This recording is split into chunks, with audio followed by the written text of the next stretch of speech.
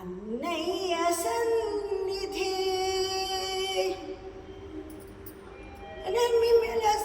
రువైనా కాలమెంత ఎదురైనా కలిమికు కరువైనా కాలమెంత ఎదురైనా ఈ బంధం విడిపోదన్నా ఎన్నెన్ని యుగాలైనా ఆత్మదలో ఆనందంలో నీ నీడగని అన్నయ్య సన్నిధి